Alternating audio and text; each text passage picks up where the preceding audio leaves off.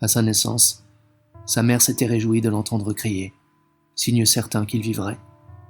Et elle l'avait couvert de baisers. Pouvait-elle deviner que ces cris étaient des protestations d'horreur? Car déjà le monde déferlait sur lui en une vague monstrueuse, le remplissait à ras-bord d'un festin assourdissant. À peine né, il était intoxiqué. Il hurlait contre les forces déchaînées qui l'écrasaient. Il hurlait contre l'affreux gavage qui l'étranglait. Il hurlait pour dire non à ce cataclysme. Dès sa première inspiration, son corps avait été rempli de gravier. Il n'y avait pas eu d'expiration. Il était devenu livide, puis violet. Et c'est ainsi qu'il avait vécu jusqu'à l'âge où les hommes partent en voyage, se marient, prennent une situation. Il n'avait pas encore respiré une seule fois pour de vrai.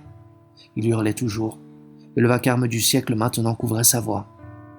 Ah, s'il pouvait vomir par-dessus sa muraille de cris. Vomir cette pesanteur indigeste, ce remplissage de mort. Il était écrasé par des tenailles et respirait à l'envers. Une ampoule brûlait nuit et jour dans son estomac. Désormais, il serait contraint de nier toutes les évidences. Sa conscience, tous les 3 pas, traversait comme un banc de sommeil, cependant que son corps continuait à avancer sur le chemin. Au sortir de ces brèves syncopes, il débouchait sur une plage entièrement neuve où il ne sentait plus rien de commun avec l'homme qu'il avait été un instant plus tôt. Le cours de sa vie avait bifurqué à la faveur de ce suspens d'âme. Son corps seul, en aparté, poursuivait un itinéraire, soliveau suivant le fil de l'eau. Chaque journée semblait ignorer la précédente, ignorer ce qu'avait pu faire, ébaucher, préparer la précédente.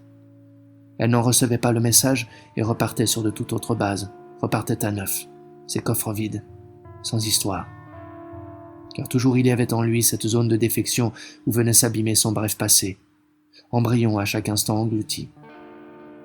Un visage était-il près de se former?